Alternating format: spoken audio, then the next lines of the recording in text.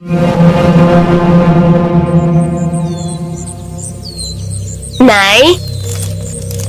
Nay? Nasaan ba si nanay? Nasaan ba ako? Nanay Amparo? Ano yun?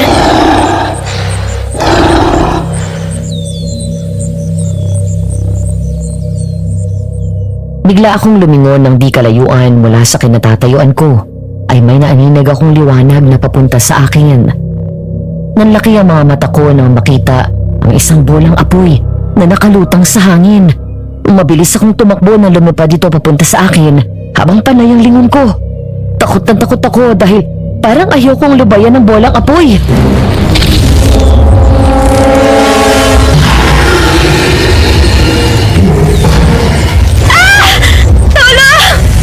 Lord, help me! Malapit na akong abutan ng bolang apoy. Anong gagawin ko? Tulong! Nang muli akong lumingon, doon ako huminto nang makita na nawala ang bolang apoy. Hingal na hingal at pagod na pagod akong napasandal sa puno hanggang sa...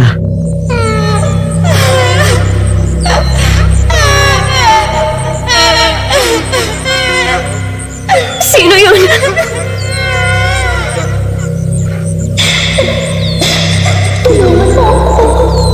Tulungan niyo ako.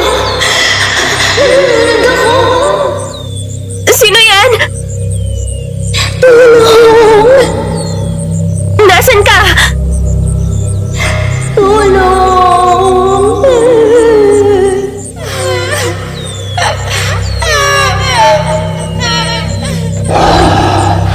Oh my God! Nandito na naman siya!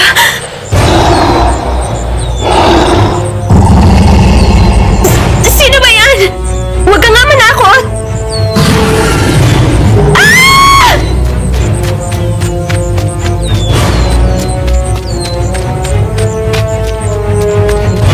Tumakbo ako ng mabilis matapos marinig ang nakakatakot na angil na yun. Hanggang sa marinig ko na mabibigat na yabag na tila humahabol sa akin. Naiyak ako sa sobrang takot. Dahil sa madilim doon sa gubat, hindi ko napansin na may balon pala sa unahan ko.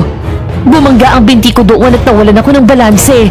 Akmang matutumba na ako nang makahawak ako sa gilid. Hanggang sa mula sa ilalim ng tubig ay biglang umahon ang nakakatakot na mukha ng isang babae at hinawakan ako sa ulo.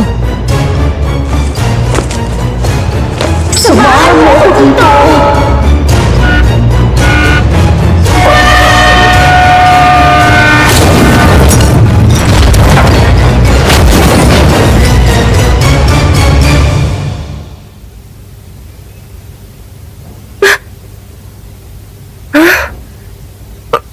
Umaga na.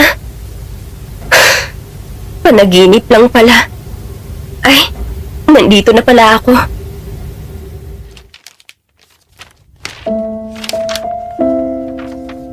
Matapos ko mag-isip ng higit 10 beses kung itutuloy ko pa ang pagsusulat ng liham na ito, sa pamamagitan ng asawa ko, naengganyo ako na ituloy ang plano ko at isulat ang liham na naglalaman ng naranasan ko ng mga kababalaghan. It was 9:30 on Thursday evening nang simulan kong isulat ang liham na ito. Dear Aswang Diaries and Madam Venus, isang magandang umaga sa inyo. Tawagin niyo lang ako sa pangalang Loren. 15 years old ako nang mag-migrate ang buong pamilya namin sa New Zealand. Mula noon ay umuwi na lang ako sa Pilipinas para magbakasyon at dumalaw sa mga kaibigan at kamag-anak. 2019 pre-pandemic. 29 years old ako ng mga panahon na yun nang umuwi ulit ako sa Pilipinas. Ang intensyon ng pag-uwi ng mga panahon na yun ay dalawin si Nanay Amparo sa kanilang malayo at liblib na baryo sa probinsya ng Batangas. Ang dati kong yaya na nag-alaga at nagpalaki sa aming magkakapatid. Doon ay nakilala ko si Samuel, ang bata at gwapang albularyo na agad naakit sa akin matapos maamoy ang pabango ko. Ngunit hindi ko alam na ang bakasyon na yon ang maglalagay ng buhay ko sa bingit ng kamatayan sa kamay ng isang aswang.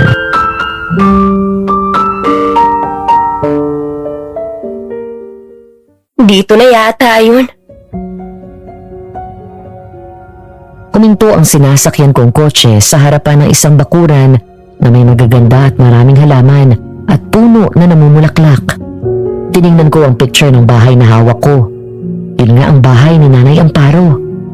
Lumingon ako sa tindahan na nasa gilid ng bahay ni Nanay. May ilang kalalakihan na nakatambay doon. Ngunit may isa sa kanila ang nakakuha ko ng atensyon. Nakatingin ito sa kotseng sinasakyan ko at pinanood ang driver na magbaba ng gamit ko. Thank you po, kuya. Ito yung bayad ko. Ingat po kayo pabalik ng Maynila.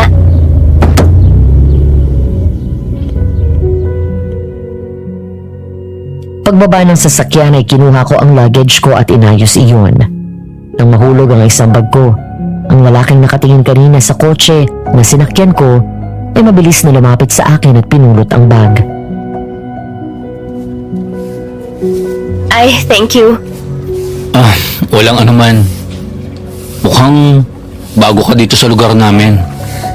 Oo, dayo ako dito. May dadalawin kasi sana ako. Sino? Baka kilala ko. Si Nanay Amparo. Ito yung bahay niya, di ba? Nariyan kaya siya? Ay, oo. Nandyan siya. Salamat. Tulungan na kita sa mga gamit. Naku, salamat.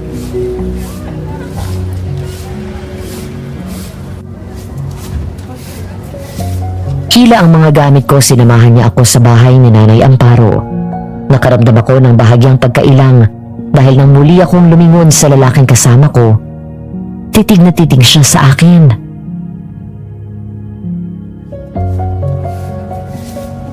Manang? Manang Amparo!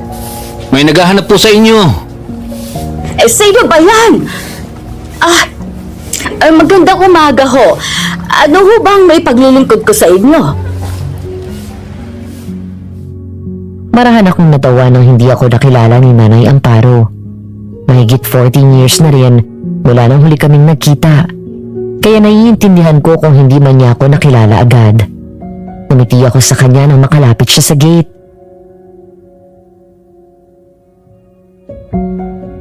Nanay naman, nakalimutan niyo na ako agad. Sandali. Sino ho ba? Teka, pamilyar ka sa akin. Ay! Diyos ko! Loren! Loren, anak! Nanay!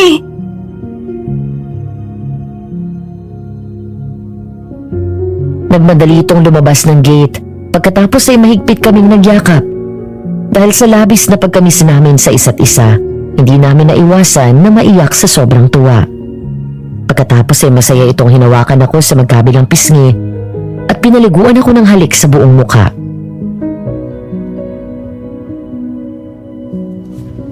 Anak! Ang ganda-ganda mo lalo!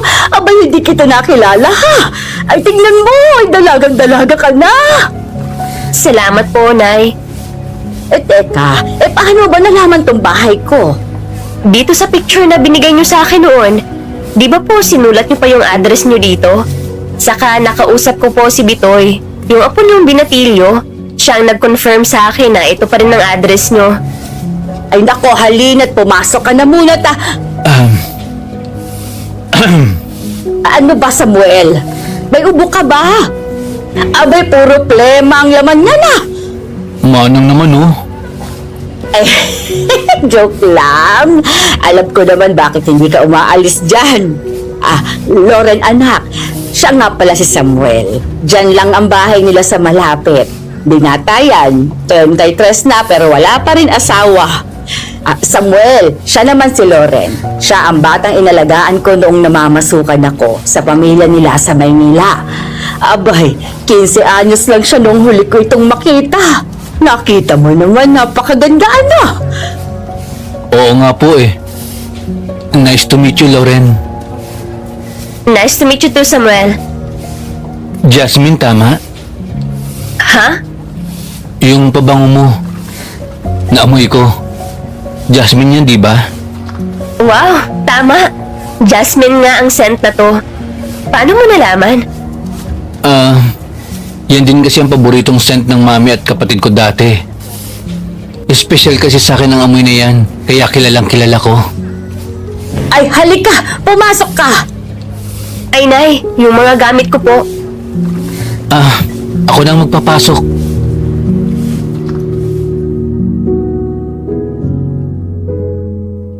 Nataranta si Nanay Amparo pagdating sa loob. Nagligpit ito ng kaunti at pinakilala ako sa anak at apo niya na naroon. Habang si Samuel naman ay dinala ang mga gamit ko hanggang sa kwarto sa itaas.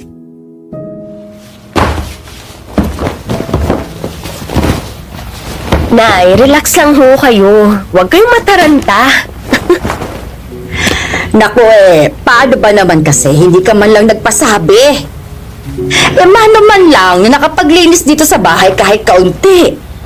Nay, ang linis-linis na nitong bahay nyo. Ano pa lilinisin nyo? Saka hindi naman ho ako iba. Ay, Rizal anak, linisan mo nga yung kwarto na bakante sa itaas. Yung sa Kuya Jay mo, tapos palitan mo ng kobre kama. Pati yung mga punda na unan at kumot, maalikabok na yon. Manang, iniwan ko na lang po sa labas ng kwarto yung gamit niya. Maraming salamat, Samuel. Salamat, iho. Wala pong anuman. Sige po, labas lang muna ako. Nagugutom ka na ba? Malapit na maluto yung ulam. Sakto at nagmemenudo ang anak ko. Hindi pa naman po ako gaano nagugutom. Kumusta na ho kayo? Tumaba kayo, Nay. Nahiyang ako sa buhay ko dito sa probinsya. Ikaw, kamusta ka na? Ang mga kapatid mo, ang mami at daddy mo. Okay naman po sila. Si Kuya Lance may asawa at mga anak na rin po. Sila Lia at Adam, ayun, na mga boyfriend at girlfriend na. Sila Mami, okay naman po sila. May business na po sila doon. Ay mabuti naman, mas maganda ang naging buhay niyo ron. Maganda pa ang paligid niyo pati ang klima. Malayo sa polusyon sa Maynila. Oo nga po eh. Ay, Nay, may mga dala akong pasalubong. Pinabibigay nila Mami at syempre, galing sa akin. Maya-maya ay napalingon kami nang bumalik si Samuel. May dala itong basket na may laman na maraming patatas at kamote. May kilig akong naramdaman nang ngumiti siya sa akin. Gwapo si Samuel. Kayo manggi. Matipuno pero pumuputok ang muscles nito gaya ng mga lalaking alagang gym. Ang katawan nito ay halatang batak sa trabaho. Gwapo. Matangkad. Mukha itong mas bata sa edad na 33. Manang, pinabibigay po pala ni Lolo, kamote at patatas po. Ang dami po kasing naani ngayon. Sayang naman kung mabuburo sa bahay, mabubulok lang. Nako, salamat Sam. Pakisabi kay Kagorio, salamat. Teka Loren, ano nga palang trabaho mo doon? May negosyo na po ako doon, Nay. Gumagawa po ako ng pabango at may pwesto na ako sa isang mall doon. Ito po na pabango na naamoy ni Samuel kanina. Ako po ang gumawa. Abay, paamoy nga. Ay, naku, ang bango! Hindi masakit sa ilong. Thank you, Nay. Opo. Naku anak, ang layo na talaga ng narating mo. Manang-mana ka sa mga magulang mo pagdating sa negosyo. Bukod sa mabango ang jasmine scent, ano pa ang alam mo tungkol sa kanya? All I know is Jasmine Scents give protection. Bukod doon, nagbibigay din siya ng good luck, happiness, and positive energy. May calming and soothing effects din siya. Nakaka-relax din, nakaka-reduce ng stress at pwedeng mag-improve ang bad sleeping habits mo. Tama. Pero bukod doon, Meron pa ba? ang amoy ng jasmine ay pinaniniwalaan na nagpapahiwatig ng pagkakaroon ng banal na enerhiya para magkaroon ng mas malalim na koneksyon sa espiritual na kaharian. Nakakapagtaboy din ito ng masamang espiritu. Nilalagay din ito sa insenso. Ginagamit sa ritual. Nililinis at inaalis nito ang mga negative energy sa paligid na dala. Hindi lang sa masamang espiritu, maging sa mga aswang. Wow. Hindi ko alam na may malalim pa palang meaning ang jasmine. Hindi lang yun. Ang sabi ng lolo ko, ang biglaang halimuyak ng Jasmine sa gabi ay nag-uugnay sa pagkakaroon ng ilang mga espiritu.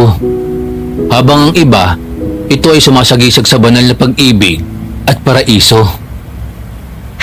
Nay, mukhang magkakasundo kami nitong si Samuel. Ang dami mong alam.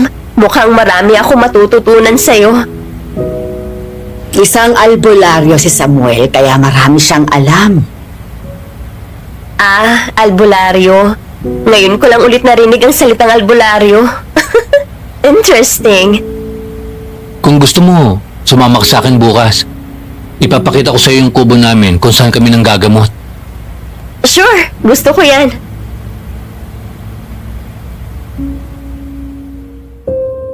Naging masarap ang tulog ko sa unang gabi ko sa bahay ni Nanay Amparo, Madam Venus.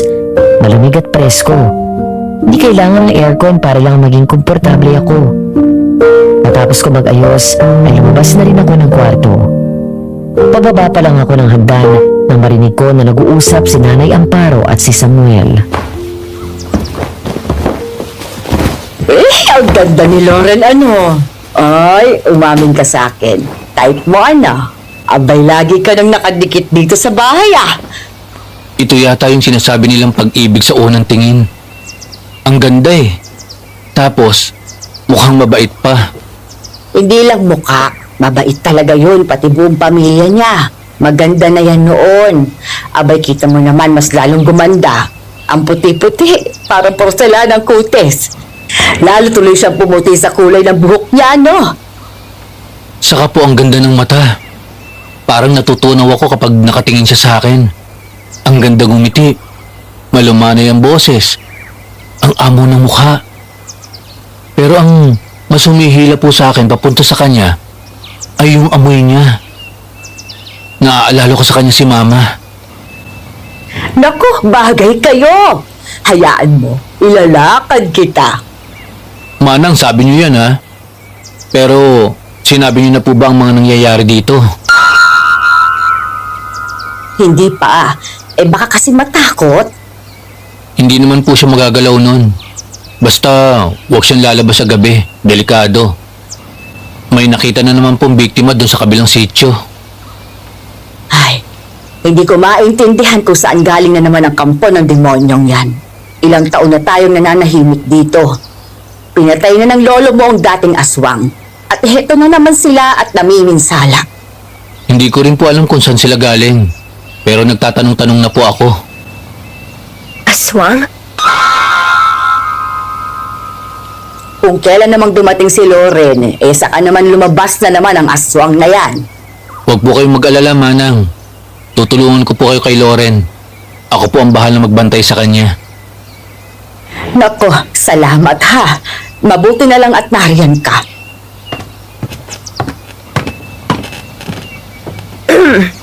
Nay? Ay, Loren! Narito ako sa baba! Agad akong ngumiti nang lumingon sa akin si Samuel at sinulubong din ako ng ngiti. Bahagya pa nitong niyuko ang ulo sa akin at parang nahihiyang bumati. Ngumiti lang din ako sa kanya at nagkunwari na hindi ko narinig ang usapan nila. Magandang umaga, Loren. Magandang umaga rin, Samuel. By the way, pwede ba kitang tawagin na Sam? Oo naman, walang problema. Naamoy ka na naman yung pabango mo. Sorry ah. Ang bango kasi talaga. Okay lang. Okay na yun kesa nababahuan ka. Siya nga pala.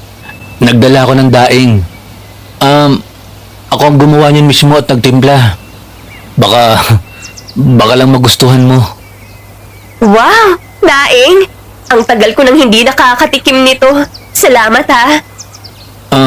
Walang anuman. Sige po, Manang. Una na po ako.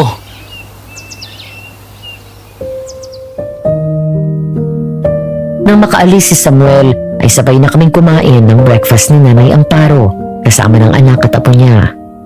Tumulong pa ako sa gawaing bahay at pagkatapos ay naglakad-lakad ako sa likod kung saan matatagpuan ang maraming nakatanim na puno. Yun daw ang bungad papasok ng isang gubat. Niyaya ko si Nanay na pumunta sa bayan dahil gusto ko siyang ipamili ng grocery. Kaya habang naghihintay na matapos ang kanyang gawain, ay nahiga muna ako sa duyan na naroon lang sa bakuran.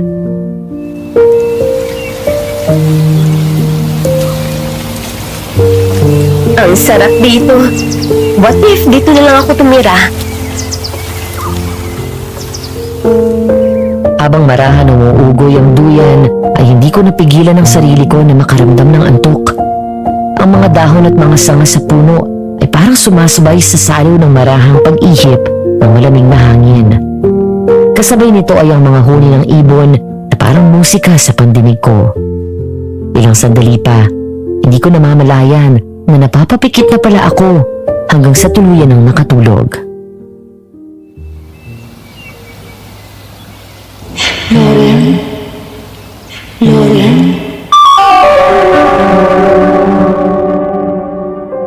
Bigla akong naalampungatan ng marahang dumampi sa tenga ko ang malamig na hangin at marinig ang bulong na yun. Halos napabalikos ako ng bangon, sabay lingon sa paligid. Walang tao maliban sa akin. Hanggang sa kakalingon ko ay may napansin ako na isang balon sa di kalayuan. Lumingon ako sa may pinto nang sumilip doon si nanay.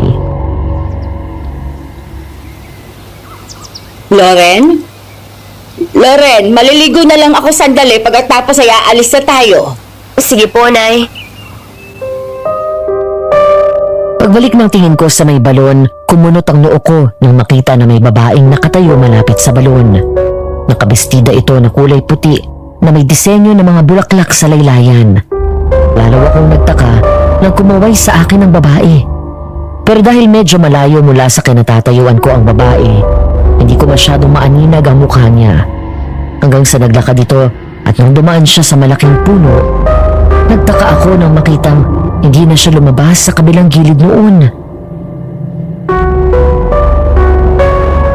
Saan ang punta yun? Nang madali akong lumabas doon sa bakuran at nilapitan ang puno kung saan dumaan ang babae. Ganun na lang ang gulat ko nang makarating doon at wala ang babae. Takang-taka ako ng mga sandaling iyon. Nangilabot ako, Madam Venus. Pero natigilan ako nang mapatingin ako sa balon. Pakiramdam ko ay para akong hinihipnotismo nito. Para may humihila sa akin palapit doon. Hanggang sa namalayan ko na lang ang sarili ko na naglalakad palapit.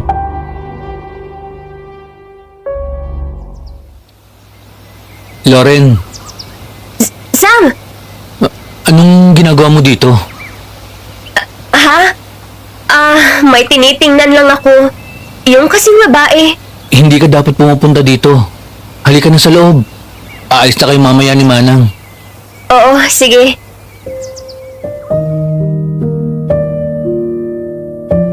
Hindi maalis ang ngiti ko nang makita ko na masaya si Nanay Amparo habang nag-grocery kami. Nahihiya pa nga siya noong una at konti lang kong kumuha doon sa supermarket. Bukod ay pinamili ko rin ng mga damit at laruan ang mga apo at ang mga anak niya. Pigil ng pigil sa akin si Nanay pero hindi ako nakinig. Pangalawang magulang na ang tingin ko sa kanya at sa tagal naming hindi nagkita, gusto ko nang bumawi sa mga taon na nagkalayo kami. Loren, matulog ka na anak. Hindi pa ho ako inaantok eh. Kung ganun doon ka na sa kwarto mo. Magsarado ka ng mga bintana, ha? Opo.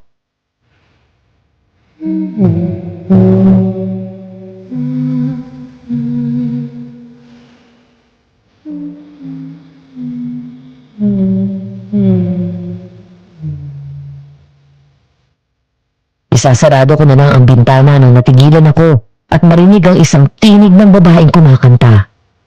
Kunot ang noo at sinubukan ko na tumingin sa kakahuyan. Pero sadyang madilim doon at wala akong maaninag kahit na kaunti.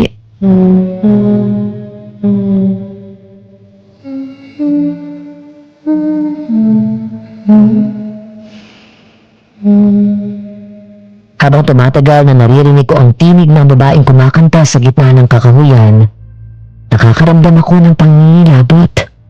Ang boses niya ay umi-echo sa kakahuyan, parang galing mula sa ilalim ng lupa ang tingin ko. Sino yung kumakanta? 10:00 na ng gabi ah. Loren, may kausap ka? Ay, sarili ko lang po. May naririnig kasi ako kumakanta dun sa gubat.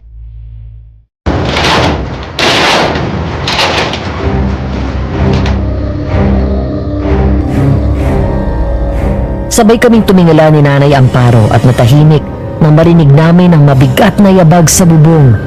Nagkatinginan kami ni Nanay nang marinig na parang may naglalakad doon. Ilang sandali pa, muli kaming tumingala nang marinig ang nakakatakot na angel na nagbigay sa akin ng matinding kilabot.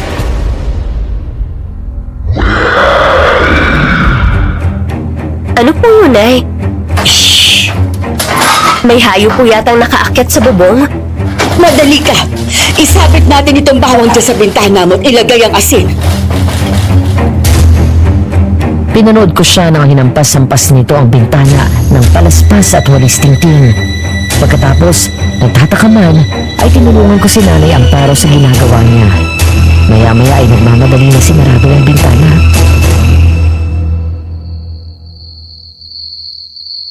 Ano po ba yun? Huwag mo nang isipin yon. Tingnan mo't tumahimik na. Oo nga, no? Pero nag-enjoy ka ba ngayong araw, Nay? Ay, oo naman. Akong nahihiya ang dami mong binili para sa amin. Naku, Nay, wala ho yun. Pamilya na ang tingin ko sa inyo. Hindi po kayo ibang tao sa akin. Nga pala, Nay. Okay din yun si Samuel, no? Mukha siyang mabait. Ay, naku, mabait talaga. Napakagalang at matulungin. Isa pa, napakasipag ng batang yan. Sabi niyo po, albularyo siya. Bukod doon, anong trabaho niya? May lupain silang pamilya. 5 ektarya ang lupa nila dito na puno ng pananim ng mga gulay. May mga alaga din silang mga baka, baboy, at manok. May mga kabayo pa nga. Bukod pa yung palayan nila. Mayaman pala sila. Oo, pero hindi mo mahahalata dahil napakasimpleng manamit.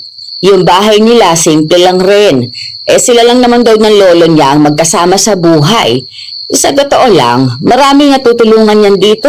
Karamihan ng kapitbahay namin ay sa farm nila nagtatrabaho. Abay, tapos siya ng kolehiyo. Ano ba yung kurso na business ad? Business administration po? Oo, yan. Saka agriculture. Pero nagmana sa kanyang lolo na albularyo. May puso sa pagtulong sa kapwa. Nasaan ang parents at mga kapatid niya? Maagang naulila sa ama. 6 na taong gulang pa lang si Samuel at 1 taon pa lang ang bunsong kapatid na babae nang pumanaw ito. 15 anyos naman si Samuel nang mamatay sa sakit ng nanay niya. Tapos, 3 taon na ang nakakalipas ng kapatid naman ang pumanaw. Nalunod. Oh my God. Kaya nga, masakit ang mga nangyari sa buhay niya pero hayan at matatag pa rin. Ewan ko rin sa batang yan bakit wala pang asawa. Pero may naging girlfriend dyan dati, si Isay. Maganda, mahinhin, mabait, pala kaibigan. Medyo may edad lang sa kanya ng ilang taon tapos hindi rin nagtagal, naghiwalay sila. Masyado na raw nasasakal si Samuel mula nung wala na siyang naging girlfriend. Sa gwapo niyang yun? Ihikang din yun sa babae. Kahit marami nagkakagusto sa kanya Hindi niya yun sinasamantala. Pero mukhang tinamaan siya sa'yo Nako, sinanay talaga. Wala ka rin namang nobyo. Abay, bagay naman kayo Tanong nga yan ng tanong sa akin tungkol sa'yo. Naalap ko anong mga hilig mo, mga paborito mo, kung anong gusto mo sa lalaki, kung hanggang kailan ka dito. Well, wala naman masama kung magustuhan niya ako. Ay, mga kabataan talaga. O siya, at matulog ka na.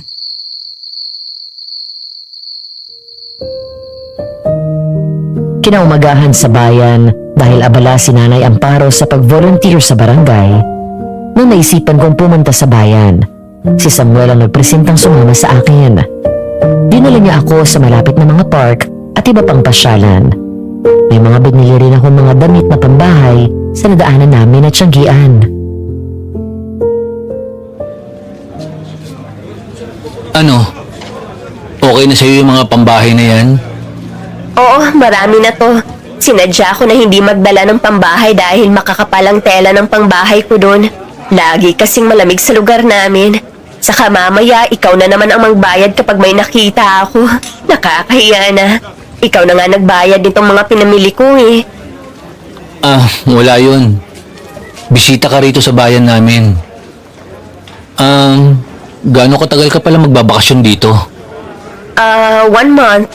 Dito kay Nanay Amparo, 3 weeks. Tapos babalik ako sa Manila. 1 week ako doon. Then babalik ako ng New Zealand. Matagal-tagal din pala. Buti naman. At least matagal din kita makakasama. Balita ko kay Nanay Amparo, malaki daw taniman nyo dito. Hindi naman. Sakto lang. Gusto mo ipakita ko sa'yo?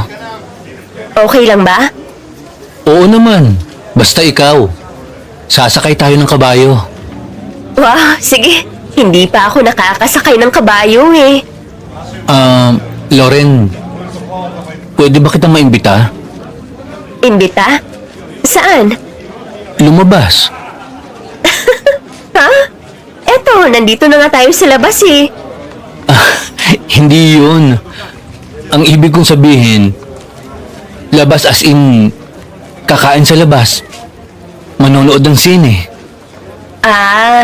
Ibig mong sabihin, date. Oo, ganun na nga. Sure, kailan? Ha? Talaga? Payag ka? Oo naman. So, kailan nga? Sa Sabado. Alis tayo dito ng mga 4:00 ng hapon. Sure. Hi, Samuel! Napahinto kami sa paglalakad at lumingon nang marinig namin yun. Bumungad sa amin ang isang babaeng maganda. Maputi, nakangiti sa amin, partikular na kay Samuel. Pero napansin ko rin ang matabang na pakikitungo nito sa babae. Oh, Isay.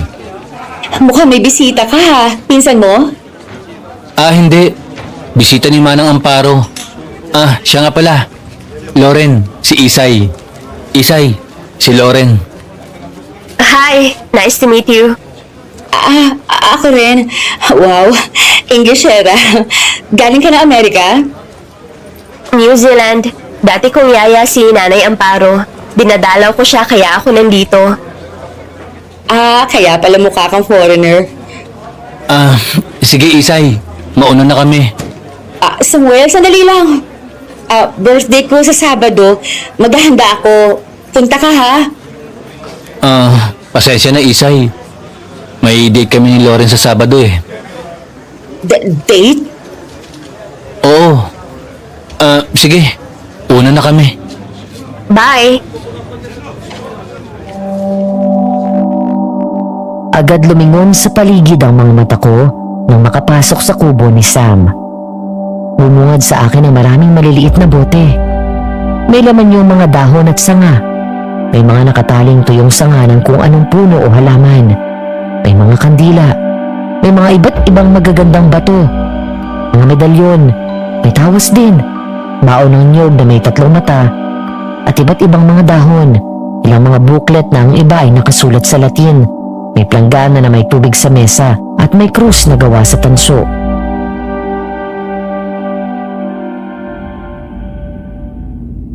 Ano tulong nga to? Nasabi naman ni Manang sa'yo na isa akong albularyo, di ba? Ito ang mga gamit ko sa panggagamot. Gumagamot ka ba ng may sakit? Ako hindi. Si Lolo ang magaling sa ganyan. Ako ang madalas kong ginagawa, gumagamot ng may nakukulam o nababarang. Para saan tong asin? Saka bakit may mga bawang, sibuyas, luya at kalamansi dito? Nagluluto ba kayo dito? Hindi. Gamit namin yan kapag may aswang. Mabisang pangontra yan sa kanila. Lalo na itong mukhang latigo. Buntot pagi ang tawag dito. Ito yung buntot ng isda na kung tawagin ay stingray. Ah, yeah, stingray. Alam ko yun. Di ba poisonous yun? Oo. Kaya mabilis ang panlaban nito sa aswang. Pero ang nakakapatay sa kanila, itong itak, saka itong baril na ito. Dahil gawa ang bala sa tansong metal. Kayang pagalingin ng aswang ang sarili nila sa pamamagitan ng sarili nilang laway. Pero kapag itong tumama sa kanila, hindi sila basta gagaling. Ibig mong sabihin may aswang dito? Oo. Ang totoo, matagal nang walang aswang dito sa lugar namin. Pero nitong mga nakalipas na linggo, sunod-sunod na naman ang napapabalitang patay na lahat, wakwak ang tiyan at walang lamang loob. So tama pala ang narinig ko nung nag-uusap kayo isang umaga. Ayaw lang ni Manang na malaman mo dahil nag-aalala siya na baka bigla kang umalis dahil sa takot. Hindi ah, aswang lang yun. Mas malakas ang kapangyarihan ng Diyos. Tama. Oh, Samuel! Mabuti at nandito ka. Ay, Lolo. Si Loren po pala. Yung bisita po ni Manang Amparo. Ah, ikaw palang dalagang bukang bibig nitong apo ko nung isang araw pa. Abay, ang sabi niya may maganda daw bisita si Amparo na mabangong dalaga. Amoy anghel daw. Lolo naman Bakit mo po ako binuking? Paano? Dahil mo ba ang namatanda? Abay, lagi kang tulala. At nakatingin ka na lang lagi doon sa bahay ni na Amparo. Ikaw ah. Pasensya ka na. Okay lang. Ah, siya nga pala. May ibibigay ako sa'yo. Mula sa bulsa ay kinuha ko ang isang maliit na bote at binigay ko iyon kay Samuel. Nang amuyin ang laman nito ay namilog ang mga mata niya. Jasmine oil. Pwede mo magamit yan. Nilalagay ko minsan yan sa air purifier at sa tingin ko, magagamit mo yan sa insenso. Oo nga. Thank you. Itatago ko ito. Mukhang nasabi na sa'yo ng apo ko ang tungkol sa ginagawa namin. Ang mabuti pa, ipasyal mo siya doon sa bukid. Opo.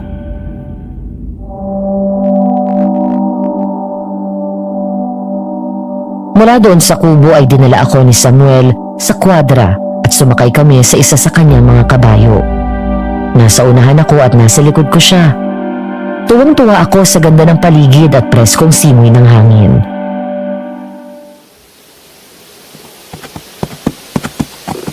Ang ganda dito sa farm niyo. Yung mga tanim niyo na gulay ang lulusog. Ang ganda ng mga bunga. Naghintay ako sa pagsagot niya, pero nanatili lang itong tahimik. Hanggang sa ayusin nito ang pagkakahawak sa tali, kaya halos nakayakap na siya sa akin. Pagkatapos ay naramdaman ko na dinikit niya ang mukha niya sa buhok ko.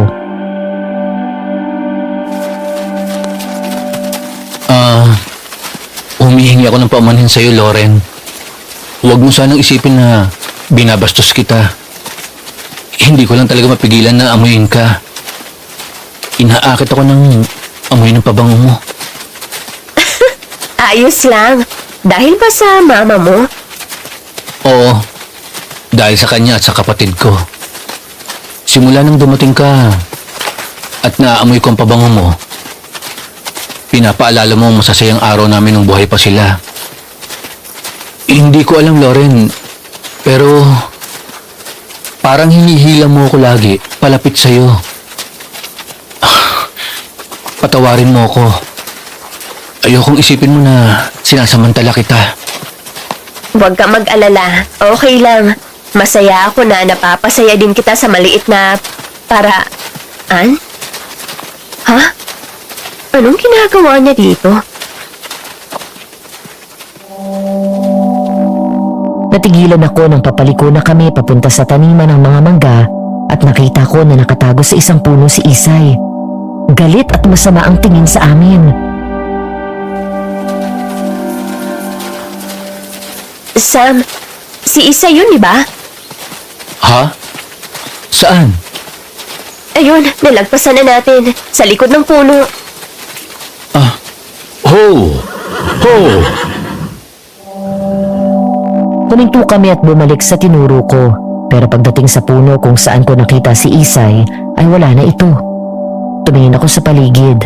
Pero kahit anino niya, ay parang bulang naglaho.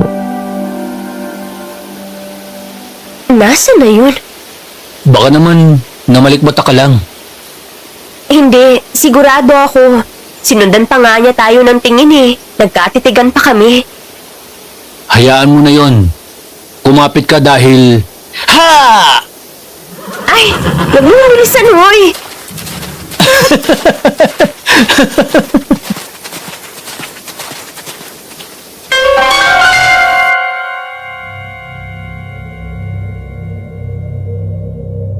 Pasado 12:00 ng hating gabi. Naghahanda pa lang ako sa pagtulog dahil nalibang ako sa pakikipagkwentuhan sa anak ni Nanay Amparo. Matapos kong isarado ang bintana, nagdasal muna ako bago nagpatay ng ilaw at humiga. Dahil inaantok na rin ako, kaya nakatulog na rin ako agad. Ilang sandali pa lang ang lumilipas nang maalimpungatan ako matapos may marinig na nagmumula sa bintana. Ano ba yun? Hindi ko na ituloy ang sasabihin ko nang unti-unting nanlaki ang mga mata ko nang makita ko na dahan-dahang bumukas ang bintana. Bigla akong bumalikos ng bangon at sumiksik sa ulunan nang makita ang kamay na nakakatakot ang itsura at may mahaba at matulis na kuko. Oh my God! Dahan-dahang tinulak nito pabukas ang bintana at sumilip doon. Ganun na lang ang takot nang makita ko ang kakilakilabot na mukha ng kung anong nilalang. Nanlilisik ang mga mata nito.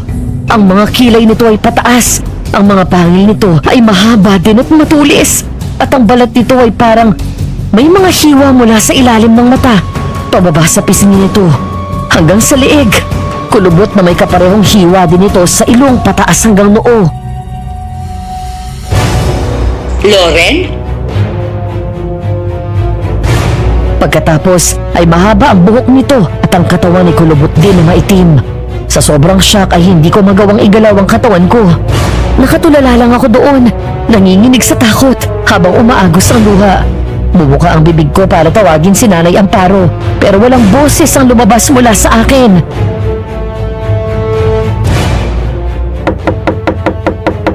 Loren? Anak, tulog ka na ba? Naiwan mo sa baba ang Bakit ka ba Ay! Paginood ko! Aswang! Brazil, tulong! Biglang tinulak ng aswang ang bintana at saka ako tinangkang abutin. Mabilis akong nakatalon pababa ng kama at sumiksik sa kabila. Habang si Nanay Amparo at ang anak nito ay mabilis na pumasok, saka tinulak pa sarado ang sliding window.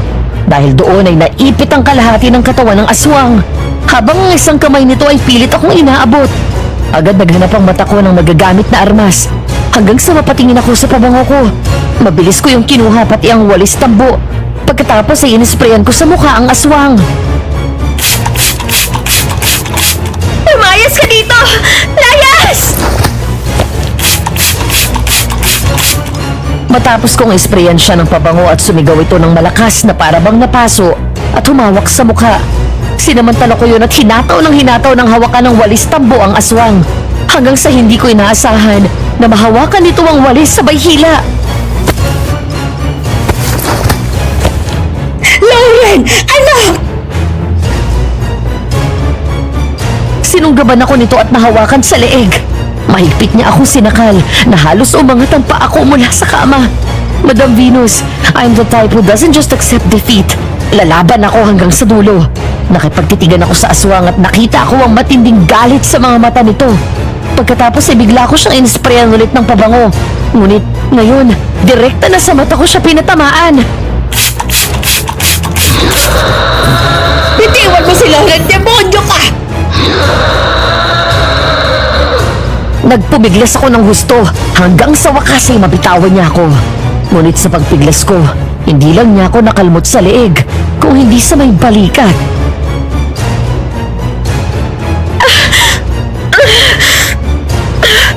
Umalis ka dito! Hindi ko ininda ang sugat ko. Sa halip, buong lakas kong hinataw ng hawakan ng walis tambo ang aswang, sabay tulak dito palayo sa bintana. Nang mahulog ito sa bintana, ay agad akong sumilip. Tumakbo papasok ng gubat ang aswang na parang walang nangyari. Doon pa lang ako nakaramdam ng pagod at panghihina at napahiga. Ay, Lauren! May mga sugat ka! Rizel, tawagan mo si Samuel, bilis! Loren! Ang kwento sa akin ni Nanay Amparo, halos magiba daw ni Samuel ang pinto pagdating sa bahay. Ng mga panahon na yun, ay wala na akong malay, habang ang mga sugat ko ay dumudugo. Nang mahiga ako sa kama, hindi ko namalayan na pumikit ako at hindi na ako nagkamalay pa. Malalim ang sugat niya. Ate Rizel, kailangan ko ng isang palangganan ng tubig, tapos bimpo. Tumataas ang temperatura niya. Manang, pakipunasan po yung dugo at yung sugat niya. May kukunin lang po ako sa kubo. Babalik din po ako kaagad.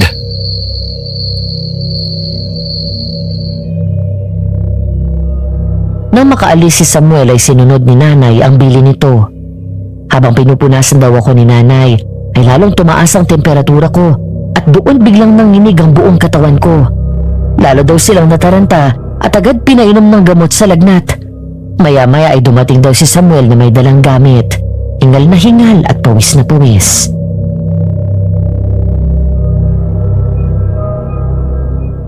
Manang, pakihawakan po siya. Hubarin niyo ang pangitaas niya. Ate Rizel, pakihugasan itong mga dahon ng bayabas. Itong ganito kadami, ibalik mo dito.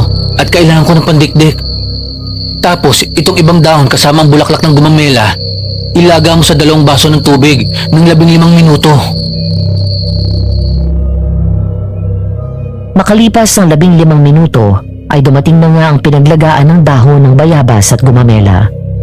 Ang tubig na pinakuluan ng mga dahon ang pinanlinis ni Samuel sa sugat. Pagkatapos ay nagdikdik siya ng dahon ng bayabas at malunggay at iyon ang itinapal niya.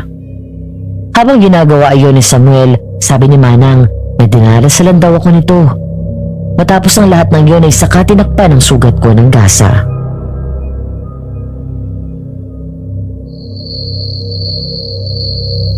Okay na po siya. Kailangan na lang po nating hintayin na bumaba ang lagnat niya. Malaking tulong po na pinainom niya siya ng gamot kanina. Magpahinga po kay Manang. Ako na po ang bahala sa kanya. Salamat po.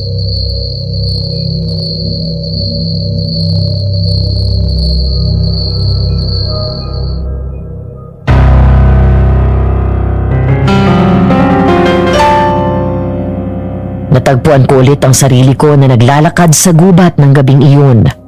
Halos wala akong makita sa sobrang dilim ng paligid.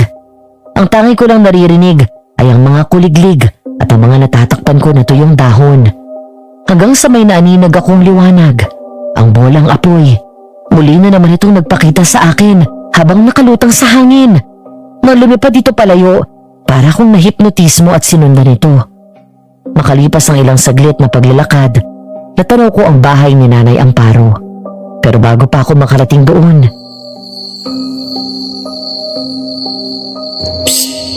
Sino yan? Sino sabi yan eh? Lauren, ako to, si Zelda. tumingin ako sa paligid at nakita ko ang isang babaeng nakangiti. Kumuway siya sa akin pagkatapos ay sumenyas na lumapit ako.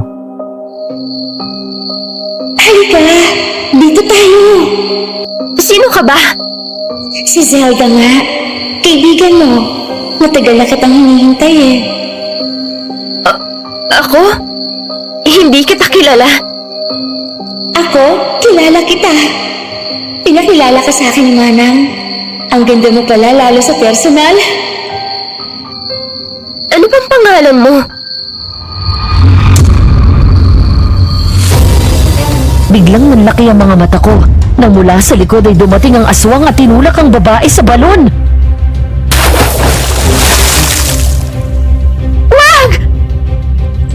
Tulong! Ate! Tulungan mo ako! Ate!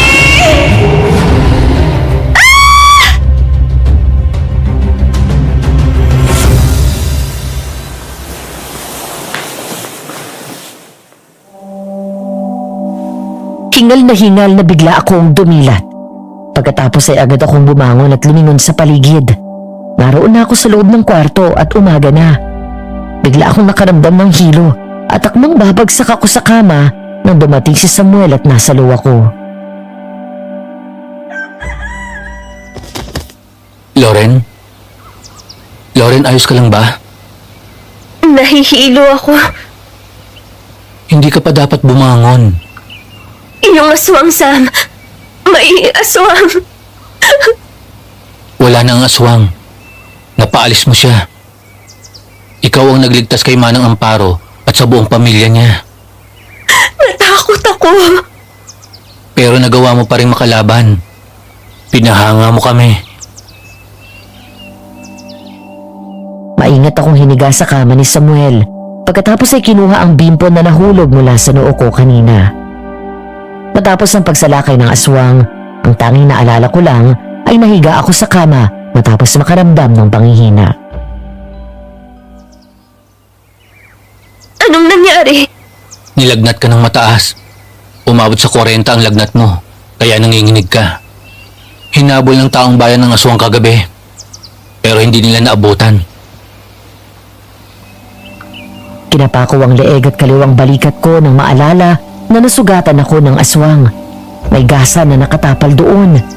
Napalingon ako kay Sam nang hawakan niya ang noo ko. Bumaba ng lagnat mo. Ikaw bang gumamot ng sugat ko? Oo. Hindi mo alam kung gaanong takot ang naramdaman ko nang sabihin sa akin ni Ate Rizel ang nangyari sa'yo. Kaya pala, hindi ako mapakali kagabi at gustong-gusto kitang puntahan. Hindi ba ako magiging aswang? Ang napapanood ko sa mga movies, nagiging aswang daw kapag nasusugatan ka ng aswang. Hindi ganun yun.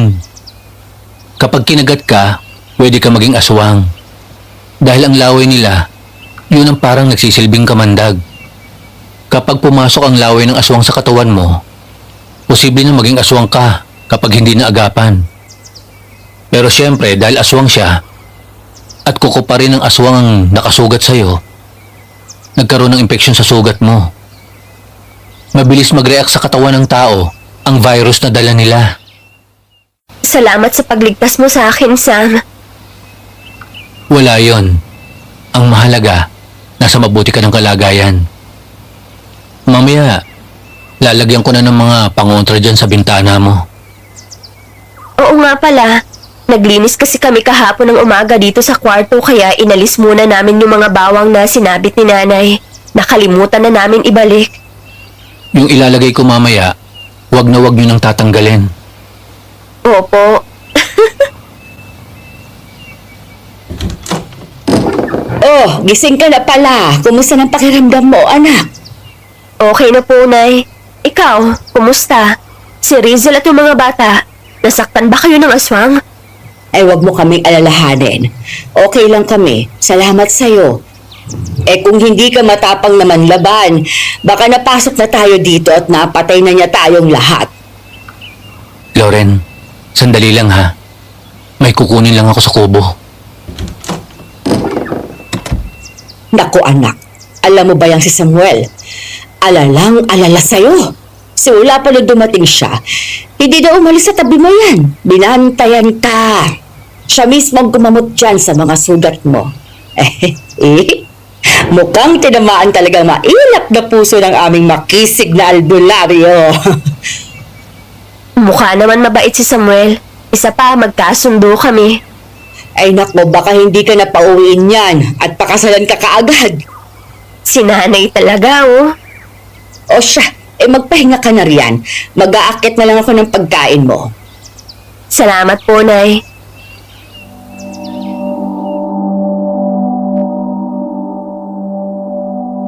Lumipas pa ang mga araw nang mangyari ang pagsalakay ng aswang. Hindi na ulit bumalik ito kahit ang magparamdam. Habang ako naman ay nagtuloy-tuloy ang pagaling. Isang umaga habang naroon ako sa bakuran, huminto ang isang tricycle at bumaba doon si Nanay Amparo. Nagmadali akong lumabas at tinulungan ito magbaba ng mga pinamili.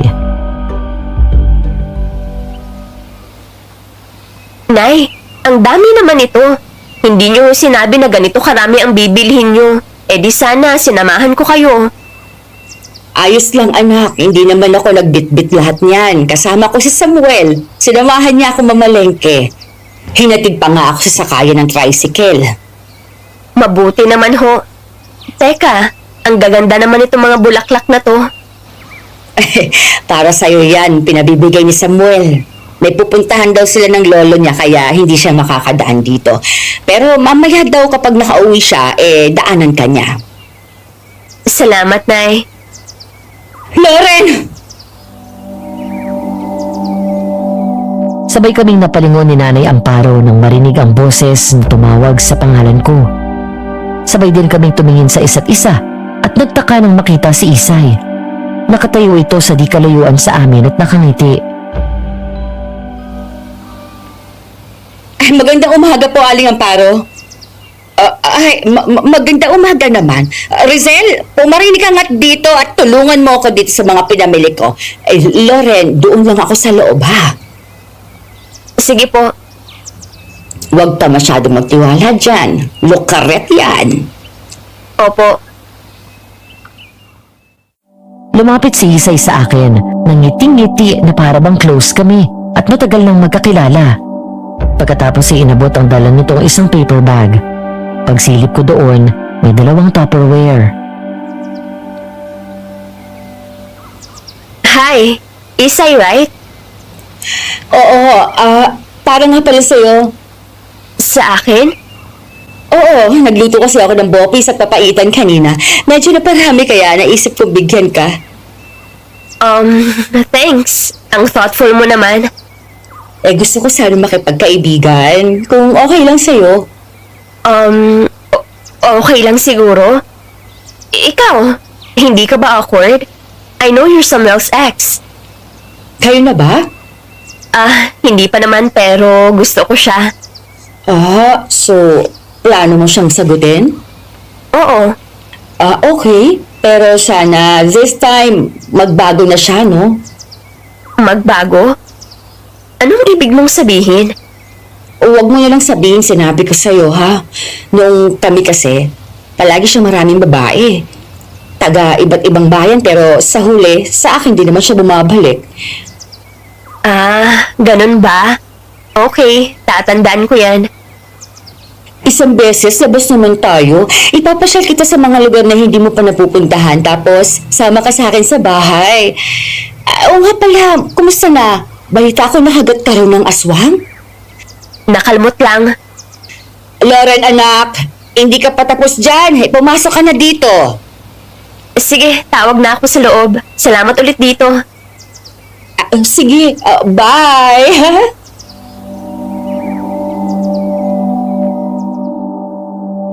Habang naglalakad ako papasok, ay panay ang lingon ko sa kanya. May kung anong kilabot akong naramdaman na mahuli ko na titig siya sa akin. Bago ako pumasok ng bahay, ay muli akong lumingon pero wala na agad doon si Isay. What a weirdo. Sinaktan ka ba niya? Hindi naman po pero ang weird niya. Bakit? Ano sabi sa'yo? Gusto daw makipagkaibigan at kung ano-anong tinatanong. Kung kami na daw ba kung bala ko ba daw sagutin si Samuel. Mag-ingat daw ko dahil babaero siya. Ewan ko. Nararamdaman ko na sinusubukan niya na i-intimidate ako. Hindi ko alam kung anong gusto niyang palabasin eh. Kahit daw maraming babae si Samuel, sa huli, sa kanya pa rin bumabalik. Naku, huwag kang magtiwala sa babaeng yan. Kilala yan dito na lahat ng babaeng madidikit sa pangalan ni Samuel. Makalipas sa ilang araw, may nangyayaring masama. Kaya itong isa naman, para wala nang mapahamak, umiiwas na rin sa mga babae. Ngayon na nga lang nagka-interes yan sa babae ulit. Mula nang makilala ka. Kaya ngayon, alam na ni Isay ang tungkol sa'yo. Mag-iingat ka riyan. Okay po. Ano ba yung binigay niya sa'yo? Bupis at papaitan daw. Hindi naman po ako kumakain nun. Nahiya lang ako na hindi tanggapin. Naku, huwag mong kakainin yan. Baka mamaya kung anong inilagay ng babaeng yun akin na. At itatapon ko.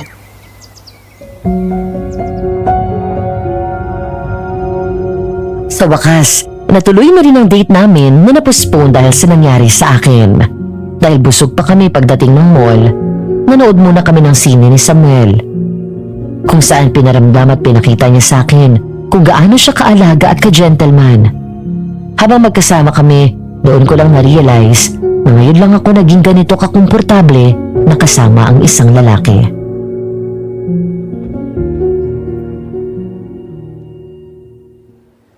Nag-enjoy ka ba sa pinanood natin? Oo, ang galing mong pumili ng movie. Ang ganda. Ano? Tara, kain na tayo. Sige, ginutom ako kakatawa. Habang naglalakad kami papunta sa restaurant, napalingon ako ng mahagip ng mata ko, di kalayuan si Isay. Nakatayo sa gitna ng karamihan ng tao, pero ang tingin nito ay nakasunod sa amin. Sam, si Isay oh. Nasaan? Ayun, sa banda ron. Hayaan mo siya. Huwag na huwag kang lalapit dyan o makikipag-usap. Yun nga din ang bili ni nanay sa akin. Halika na. Sabay pa ulit kaming lumingon kay Isay na nakatingin pa rin sa amin. Inawakan ni Samuel ang kamay ko, saka hinila palayo, hanggang sa makita ko na lang din si Isay na umalis. Pagdating sa restaurant habang naghihintay sa order namin, ay doon ako nagtanong kay Samuel tungkol sa ex nito. Gaano kayo katagal ni Isay bago kayo nag-break? 9 months. Bakit kayo naghiwalay? Dahil nagiging obsessed na siya. Kahit saan ako pumunta, sumusunod siya. Wala sa lugar ang pagsiselos. Kahit sinong kausap kong babae, pinagsisilosan, inaaway. Nasakal ako kaya hiniwalayan ko. 3 taon na mula nung makipaghiwalay ako. Minahal mo ba? Mas matanda siya sa'yo, di ba? In fairness, sa ganda niya, hindi halata na mas may edad siya sa'yo. Oo. At minahal ko rin naman siya. Pero aaminin ko na hindi ganun katindi ang naramdaman ko noon. Hindi rin naman ako tumitingin sa edad. Sa totoo lang, lumapit na siya sa akin nung isang araw. Pinuntahan niya ako sa bahay tapos binigyan ako ng bupis at papaitan. Hindi pinakain ni nanay sa akin, baka daw kung ano ang nilagay. May history daw yun na sinasaktan yung mga babaeng napapalapit sa'yo. Totoo. Kaya nga, umiiwas ako sa mga babae mula noon. Ayoko nang may mapahamak dahil sa akin. Buti sinunod mo si Manang. Huwag na huwag kang kakain ng kahit anong pagkain na ibibigay niya sa'yo. Sabi pa ni Isay, marami ka daw naging babae noong kayo pa. Pero sa kanya ka pa rin bumabalik. Huwag kang maniniwala doon. Hindi ako babaero at marunong ako makontento. Ay, huwag na nga natin pag-usapan yun. Baka masira pang araw natin. Akin na lang yung kamay mo. Bakit? Basta, Natawa ako nang hawakan nito yun at inamoy ang pulso ko. Kahit sa loob ng sinehan ay nakahawak siya palagi sa kamay ko at amoy ng amoy sa akin. ang bango mo talaga, Loren. Paano kapag umalis ka na? Mamimiss kita. At itong amoy mo. Iiwan ko sa'yo pabango ko. Tapos mag-uusap naman tayo online eh. Hindi ako mahilig sa social media. Hindi ko nga halos nabubuksan yung account ko. Pero para sa'yo, gagamitin ko. Sabi mo yan ah.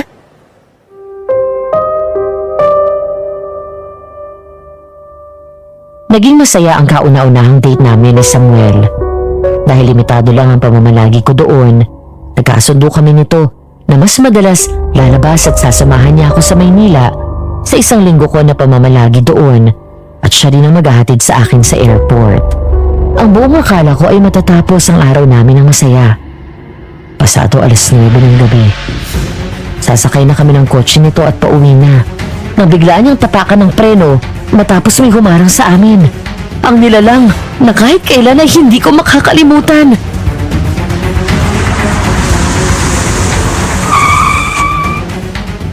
Ang aswang! Anong gagawin natin?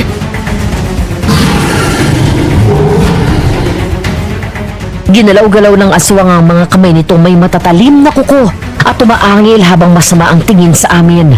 Nakaramdam ako ng pamilyar na kilabot nang una kong naramdaman nung una kong makaharap ito. Mas lalo kong kinalabutan sa takot ngayong nakita ko na ang buong mukha niya at katawan. Hindi tao ang nasa harap namin, kung hindi demonyo!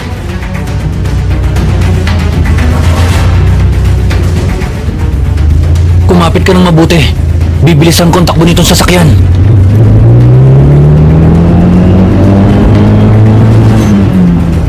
May kinuha ito mula sa compartment. Isang 45 kalibre na baril. Humawak siya sa manibela ng mahigpit. Pagkatapos ay mariing tinapaka ng accelerator at pinaandar yun ng mabilis.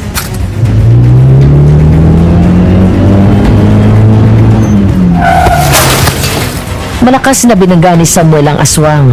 Pagkatapos ay hindi kami huminto at nagpatuloy sa pagtakbo. Hanggang sa may marinig na lang kami na malakas na tunog mula sa bubong ng kotse.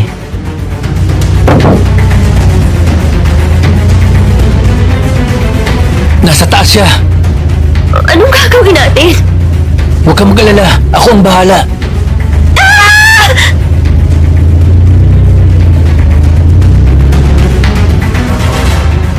Biglang gumewang ang takbo namin nang basagin ng aswang ang salamin ng bintana ng kotse at hinablot sa damit si Samuel. Agad ko yung hinawakan ng kamay ng aswang at pilit na inaalis yun.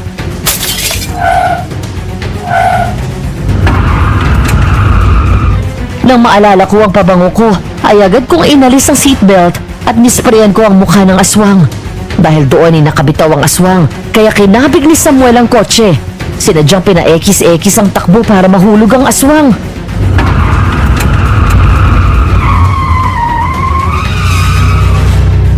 Samuel! Yung aswang!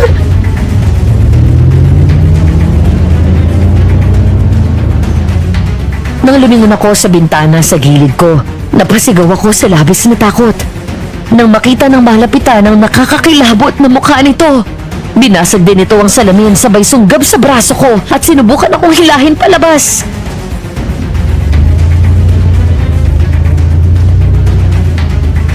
Loren, tungo!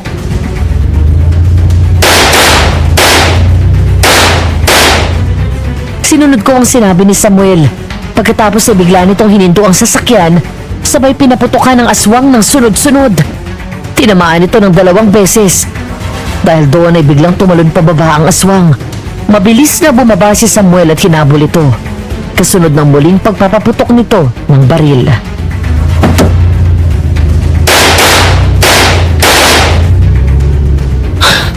Nakatakas! Halika na! Baka bumalik pa yun!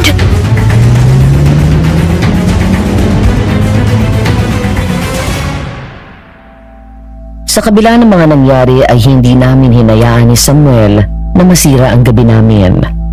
Sa paglipas pa ng ilang araw ay mas naging malapit kami sa isa't isa. Aaminin ko, Madam Venus, ng mga panahon na yon, naging mahirap na para sa akin habang unti-unting nalalapit ang araw ng pag-alis ko.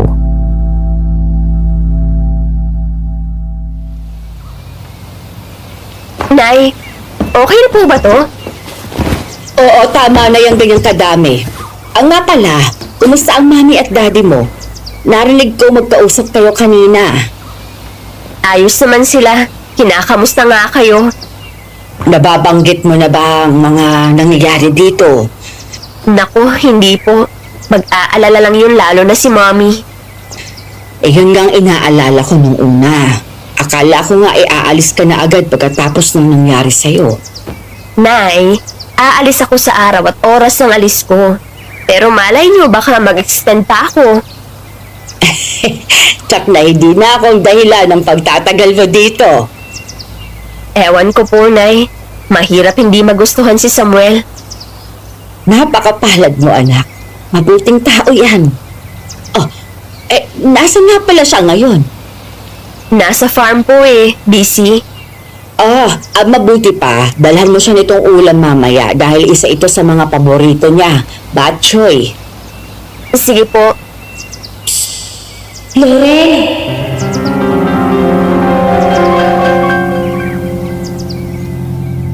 Napalingon ako sa labas ng pinto. Doon sa likod ng bahay malapit sa balon. Nakita ko di kalayuan ang pamilyar na mukha ng isang babae.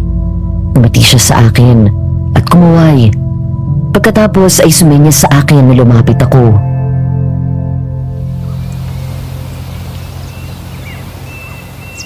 Halika dito, Loren. Lapit ka. Ang pinagtataka ko, kahit na malayo ito sa akin, naririnig ko ng malakas at malinaw ang boses niya at bumubulong na parang malapit lang siya sa akin. Lumingon ako kay Nanay Amparo. Sasabihin ko dapat ang nakita ko, pero bigla itong lumabas dahil may dumating na kumari nito. Parang may magnet na humihila sa akin at natagpuan ko na lang ang sarili kong tulala at naglalakad palapit sa babae. Hay, sa wakas. Lumapit ka na rin. Ang tagal na kitang hinihintay Sino ka? Kilala ba kita? Sa panaginip ko palagi kitang nakikita. Ako si Zelda. Matagal na kitang kilala. Noon pa man, pinapakita na sa akin ni Manang Amparo ang picture mo. Nagandahan ako sa'yo. At alam ko, magiging mabuting magkaibigan tayo. Bakit palagi kang nandito? Dito na kasi ako nakatira. Uy, secret lang muna natin na nagkakausap tayo, ha? Huwag mong sasabihin kay Manang at Kuya Samuel. Sige. Ang bango. Jasmine scent. Yan din ang paborito kong pabango dati. Paborito ko rin to. Mahilig ako sa amoy ng mga bulaklak kaya Flora Perfumes ang naisip ko na gawin negosyo. Ito ang bestseller ko. Ang galing mo naman. Kaya siguro naakit si Kuya Samuel sa'yo. Kapatid ka ni Samuel? Oo, May buhay pa pala siyang kapatid? may tao. Mag-iingat ka sa kanya.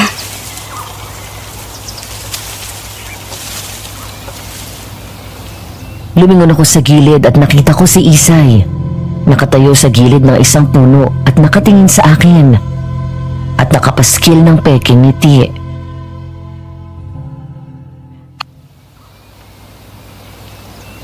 Hi, Loren! Napadaan ka? Wala dito sa Samuel.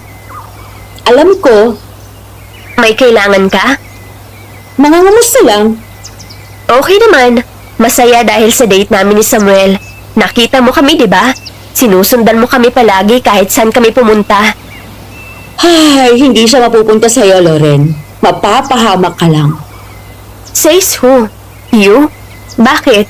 Gagawin mo rin ba sa akin ang ginawa mo sa ibang babaeng napalapit kay Samuel? Hindi ka niya mahal. Ako dapat ang nagsasabi sa inyan, di ba? Sa bagay. Alam mo na siguro yun. Ayaw mo lang tanggapin. Mahal niya ako. Marami niya akong sinakripisyo para sa kanya. Sinabi ba ni Sam na gawin mo yon para sa kanya? Wala kang alam, Loren. Hindi ka ba nahihiya? Sinasabi mo sa akin yan na narito ang kapatid ni Samuel? Sino? Kapatid ni Samuel? Oo, si Zelda.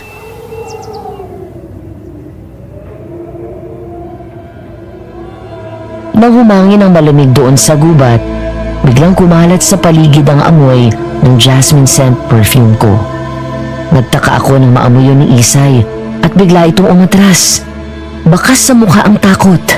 Palayang lingon sa paligid hanggang sa ituob ng hangin ang takip na kahoy sa balon. Nagulat ako nang halos mapatalon si Isay sa gulat.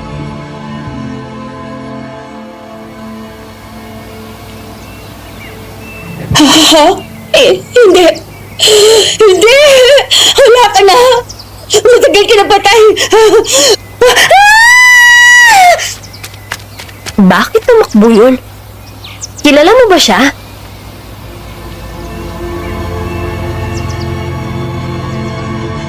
Nang muli akong lumingon ay wala na doon si Zelda.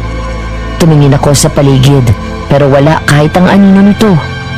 Maya-maya ay lumingon ako kay Nanay Amparo nang makitang lumabas ito at nataranta na sumenya sa akin.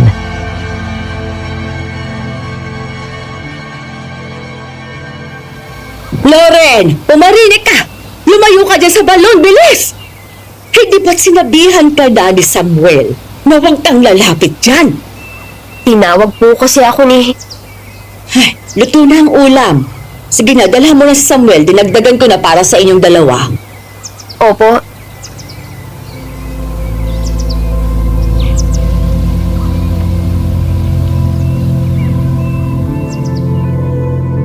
Matapos namin kumain kasabay ni Lolo Goryo, muli akong nilibot ni Samuel sa farm nila.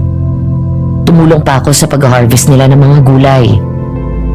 Hanggang sa hindi ko namalayan, napakagat na pala ang dilim. Pauwi na pala kami nang biglang bumuhos ang malakas na ulan, kaya tumakbo muna kami sa kubo.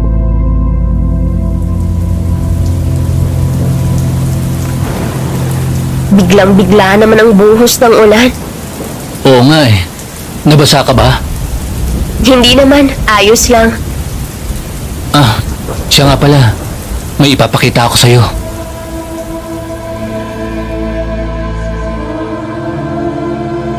Nagmamadali itong lumapit sa mga maliliit na boteng nakapatong sa isang hanging cabinet. Pagkatapos ay kinuha ang nasa unahan. Nang buksan niyo ni Samuel ay naamoy ko ang pamilyar na amoy ng jasmine.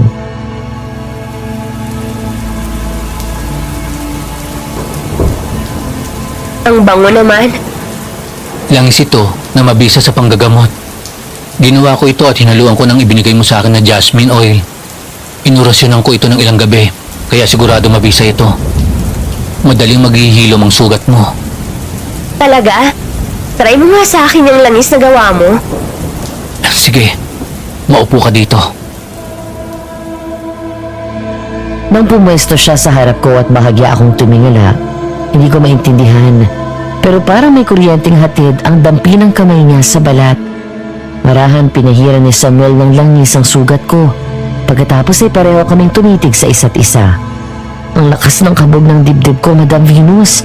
Para kong aatakihin sa puso.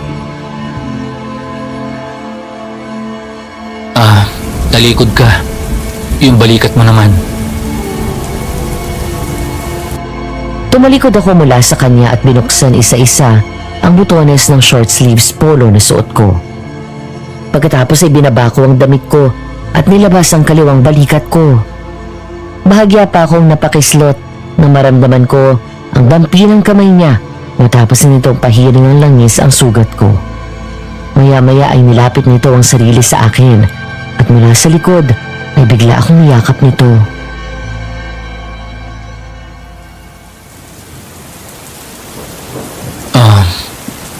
Loren, huwag ka nang bumalik sa New Zealand. Dito ka na lang. Magpakasal tayo. Kaya naman kitang buhayin. Pwede naman pero magpapaalam pa ako sa parents ko. Kaya kailangan ko pa rin umuwi. Susundan kita doon. Haharap ako sa mga magulang mo. Hihingin ko ang kamay mo sa kanila. Paano mo nasasabi yan? Kailan lang tayo nagkakilala? Hindi ko alam. Basta unang kita ko pa lang sa'yo, alam ko na ikaw na.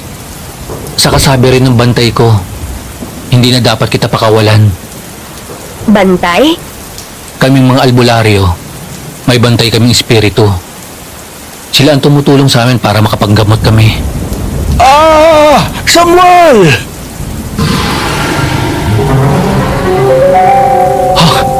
Si lolo ko yun ah. Lolo! Halos sabay kaming napalingon ni Samuel nang marinig ang malakas na sigaw ng kanyang lolo. Mabilis kaming tumayo at tumakbo siya palabas. Agad akong sumunod matapos ko makapagbihis. Sumugod kami sa ulan at napahinto sa tagpo naming naabutan. Nakita namin ang aswang na winawak-wak ang tiyan ng kanyang lolo Goryo at kinakain ang laman loob.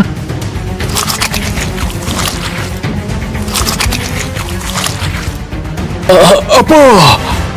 Lolo! Demonyo kang aswang ka! Papatayin kita!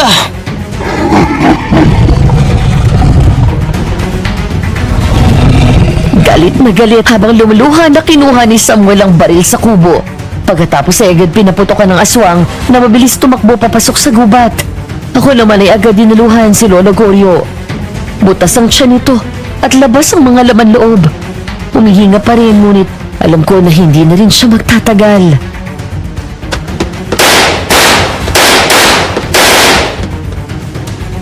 Bumalik ka dito! Demonyo ka! Ako ang harapin mo! Lolo, tatawag na ho kami ng tulong. Sandali na lang po. Huwag mong iiwan si Samuel. Opo. Lolo, nagpatawag na ako ng tulong. Apo, bumalik siya. Buhay siya. Kung kinakailangan na patayin ko siya uli, gagawin ko. Ibalik mo ang katahimikan dito sa bayan natin. Opo, Mahal kita, Apo. mahal ko rin po kayo. Lolo Goryo! Lolo!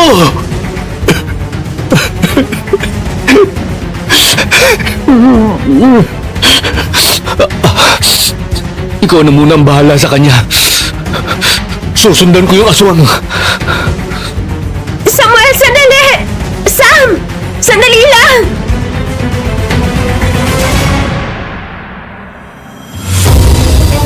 Hindi nagpaawat si Samuel. Kinuha niya ang sibat at itak, pati ang buntot pagi.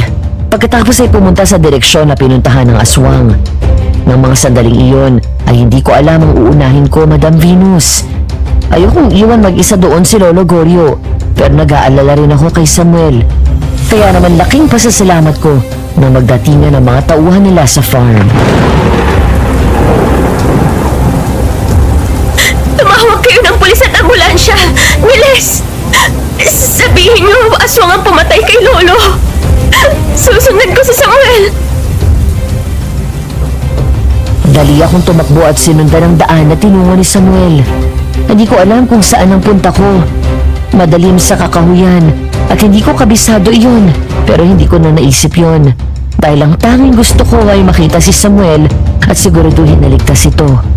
Maya-maya ay may narinig akong malakas na angil ng aswang. Lumapit ka sa akin, demonyo ka! Hindi ako natatakot sa'yo!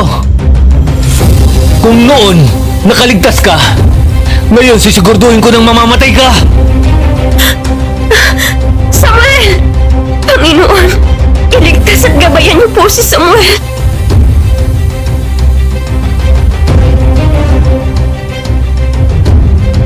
Sumugod ang aswang kay Samuel, pero nagawang tumungo nito at mag-slide sa ilalim.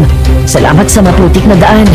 Pagkatapos ay agad niya hiniwa ang likod ng aswang at saksakin sa likod nito, sabay hila at hagupit ng buntot pagi.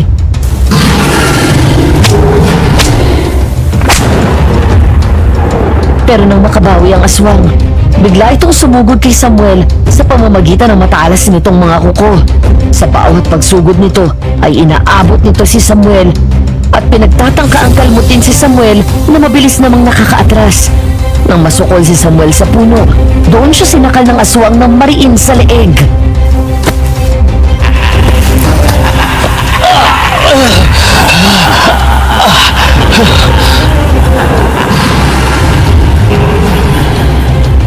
Nabitawan nito ang itak at buntot pagi.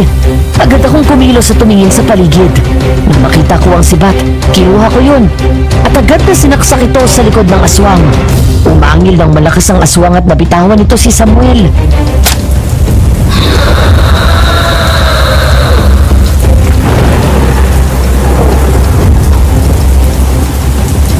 Loren! Takbo! Tumakbo ka na!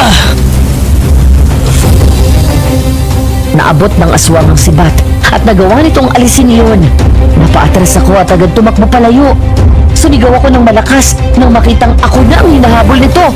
Dahil sa maputik at mabatong daan, idagdag pa ang dilim ng paligid at lakas ng buhos ng ulan. Naging mabagal ang takbo at palagi akong nadadapa.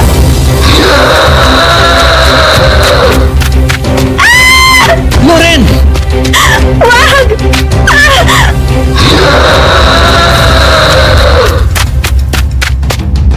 Nanlaki ang mga mata ko nang makitang malapit na sa akin ang aswang. Nahaplot ako nito sa batok at inangat sa lupa. Pagkatapos ay hinagis at tumama ako sa katawan ng puno.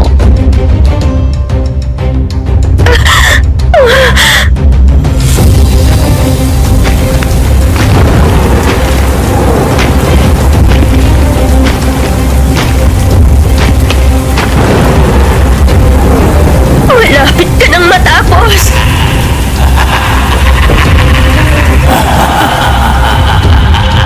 Kinablot ako ng aswang at inangat sa lupa. Umaangil ito ng malakas at binuka ang bibig. Akma na akong kakagatin ito nang mula sa likod ay sumaksak dito. Mula likod ay tumagos hanggang harap ang talim ng itak ni Samuel.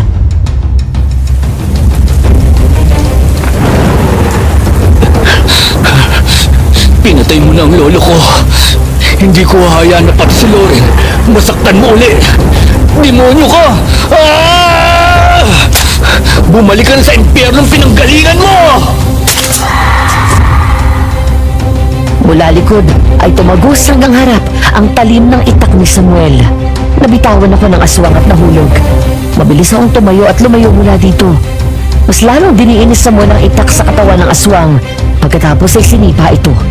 Agad niya akong nalapitan at kinakap hanggang sa...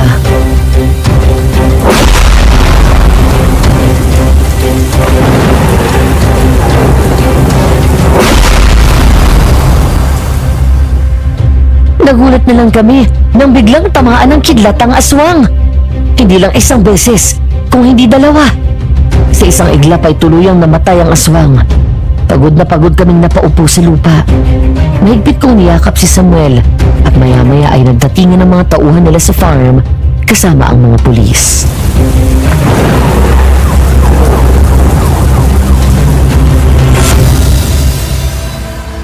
Lumipas ang mga araw na ilibing na si Lolo Gorio. Dahil sa nangyari, ay nagdesisyon ako na mag-extend ng 3 linggo bago bumalik sa New Zealand. Hindi ko kaya na umalis at iwan si Samuel na nasa estado ng pagluluksa. Sa nalalabi kong araw doon, halos hindi na humiwalay sa akin si Samuel. Madalas itong doon nakikitulog kay Nanay Amparo. Hanggang sa lumapit ang araw ng pag-alis ko at hindi maitago ni Samuel ang lungkot.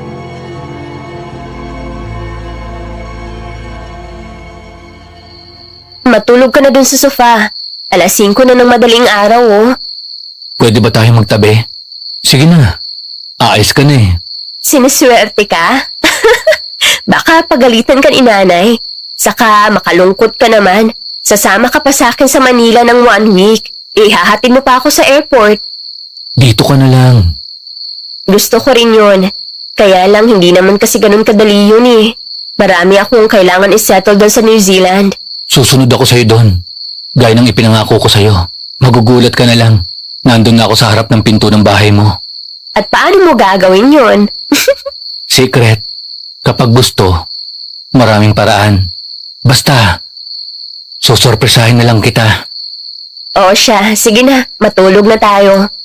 Tabi tayo. Pinayagan naman ako ni nanay na matulog doon sa kwarto mo. Nung may sakit ka eh. Iba yon. Sa Manila na lang. Tabi tayong matulog. Talaga? Shh! Baka pagalitan tayo ni nanay. Mamimiss ko itong amoy mo. Gabi-gabi ako maglalagay nitong pabango mo sa unan ko. Para pakiramdam ko, katabi kita palagi. Sige na, matulog ka na. Magbabanyo lang ako.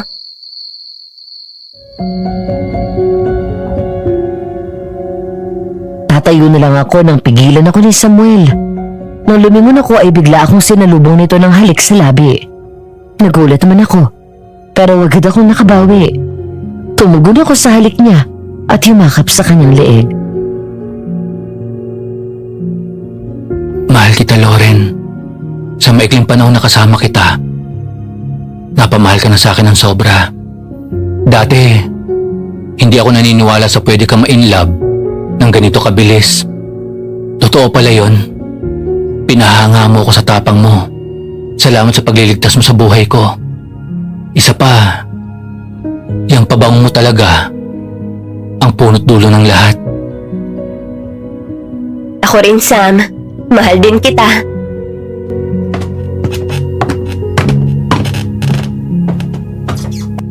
Ay.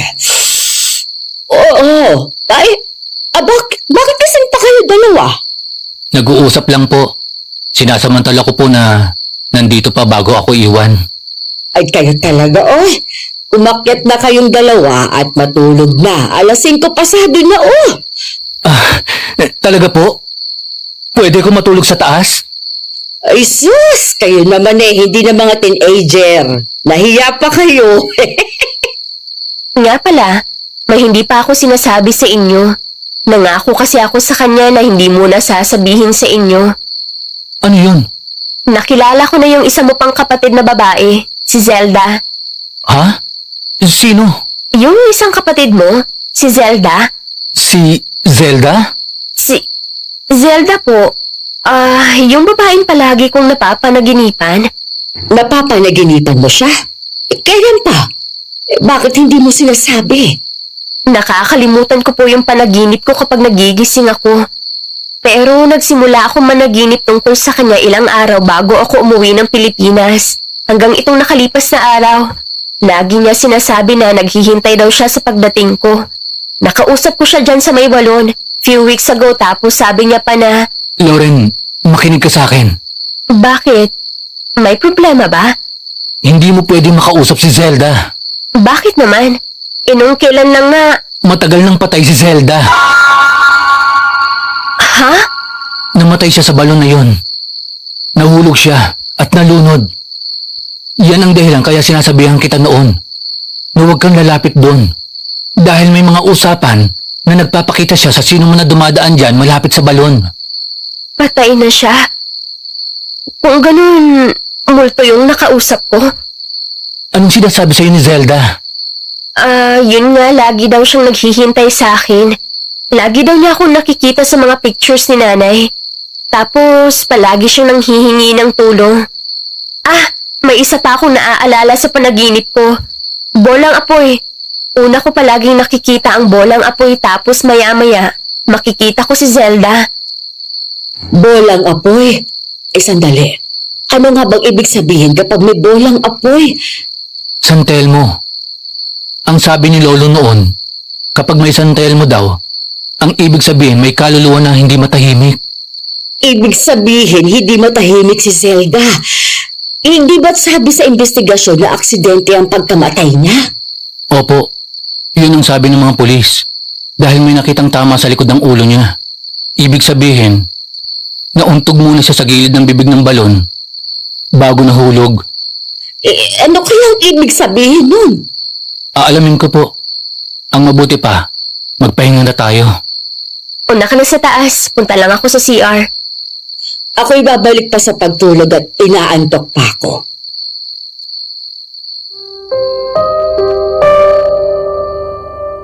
Nung makalabas ako ng banyo ay naabutan ko na wala na akong kasama sa baba. Papunta na ako sa hagdan nang mula sa bintana ay may naaninag akong liwanag mula sa labas. Para akong nahipnotismo nang makita kong mula doon ang sentelmo. Bigla akong nawala sa sarili at binuksan ang pinto papunta sa likod. Saka diretsong lumabas. Mula sa San Telmo ay narinig ko ang boses ni Zelda.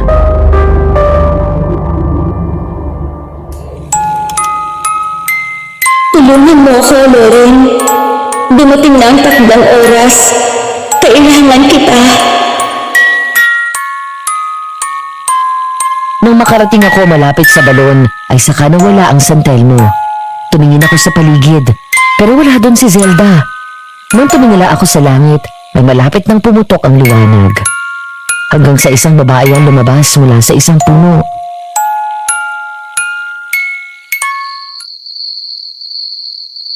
Isay? Anong ginagawa mo dito? Madaling araw na nandito ka pa rin? Wala kang pakialam. Wala ka bang ibang gagawin kung hindi ang sundan at magbantay kay Sam? Hindi ka ba natutulog?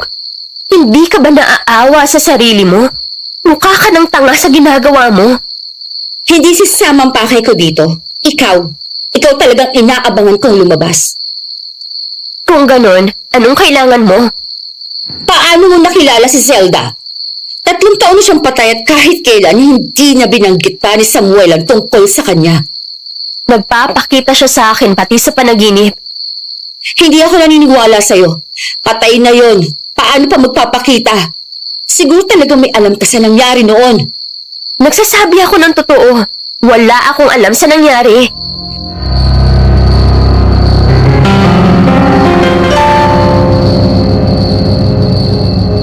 Pinatay niya ako, Loren. Siya ang pumatay sa akin. Siya ang pumatay sa akin. Si Isay ang pumatay sa akin. Naririnig ko si Zelda at galit na galit siya sa'yo. Ikaw ang pumatay kay Zelda. Sinasabi na nga ba't may alam ka? Sino nagsabi sa'yo niyan, ha? Sino?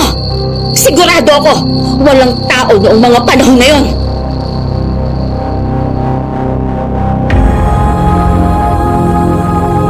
Bigla akong napaliyad at huminga ng malalim nang may maramdaman akong pumasok sa katawan ko ng malamig na hangin. Kasunod nito ay sumakit bigla ang ulo ko kaya napahawak ako doon. Nanginig ang mga kamay ko nang makita ang nangyari sa balon na yun. Kahit wala akong alam tungkol sa mga espiritu, naramdaman ko na may ibang kaluluwa na nasa loob ng katawan ko.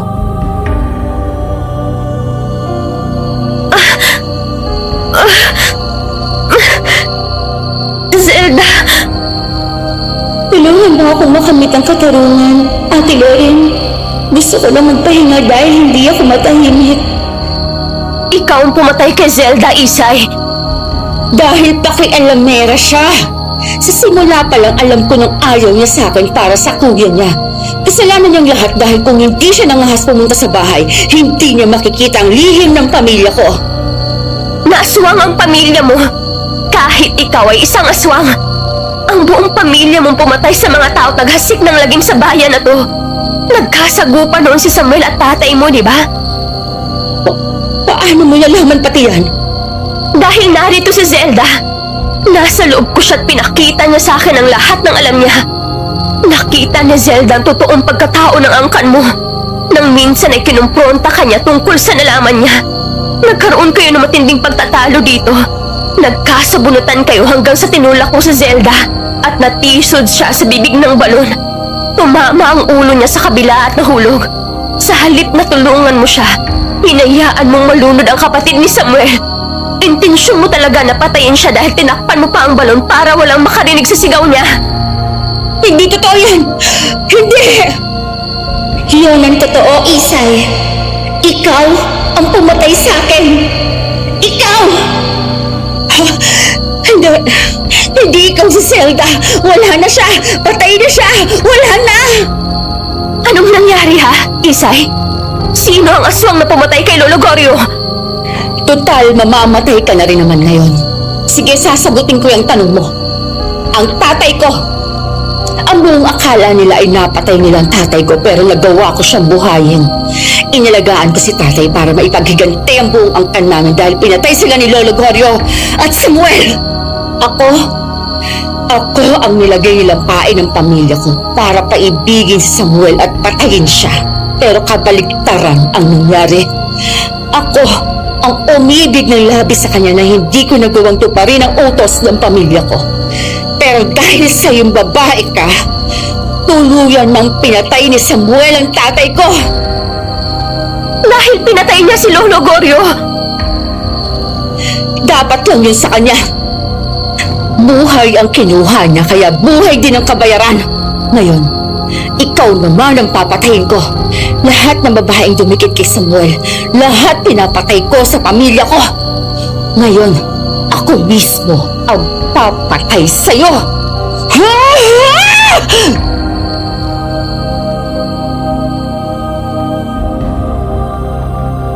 Napaatras ako nang maglabas ng kutsilyo si Isay at sugurin ako.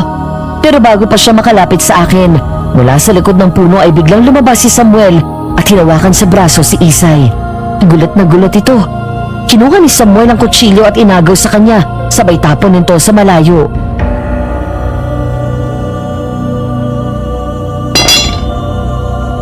Aswang na laktaw.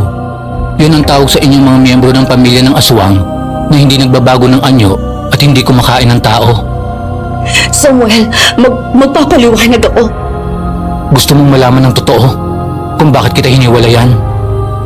Dahil nalaman ko na aswang ang pamilya mo. Samuel? At hindi ko masikmura na maging parte ng pamilyang pumapatay at kumakain ng mga tao sa bayan na ito. Kinamumuhian kita. Ikaw at 10 ng angkan mong demonyo. Hindi ako demonyo! Hindi ako aswang! Oo nga, hindi ka nga aswang. Pero mas masahol ka pa sa aswang.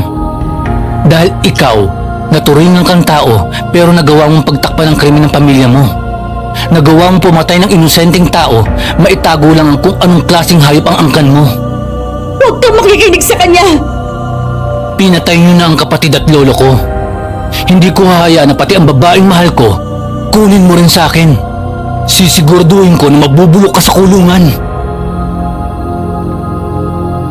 Matapos yun ay kinuha ni Samuel ang nakasabit na kwintas sa leeg nito na nakatago sa loob ng damit. Pagkatapos ay dinikit iyon sa noo ko, saka umusal ng dasal na Latin at tinapik ang noo ko. Lumabas ka na sa katawan niya, Zelda. Magpahinga ka na. Nawalan ako ng balanse at muntik matumba nang may maramdaman akong malamig na hangin na lumabas sa katawan ko. Matapos yun ay bigla akong nahilo at agad na salo ni Samuel. Pinaupo niya ako sa ilalim ng puno at nilapitan si Isay. Agad itong umatras na umatras hanggang sa malapit sa balon. Sasama ka sa akin sa presinto. Hindi ako sasama sa'yo! Patayin mo na lang ako kaysa makulong!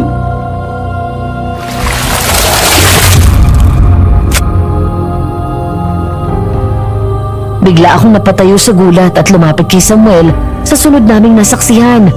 Mula sa ilalim ng balon ay biglang umahon ang tila naaagnas na katawan ni Zelda at niyakap ang katawan ni Isay at sinama pabalik ng tubig.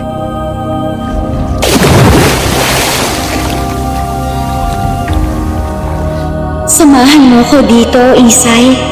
Gusto ko ng kalaro.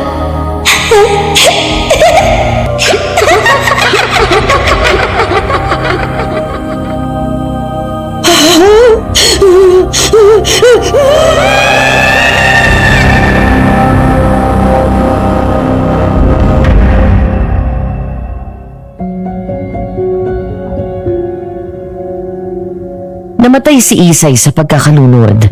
Mula noon ay hindi na nagpakita si Zelda sa akin kahit nasa panaginip.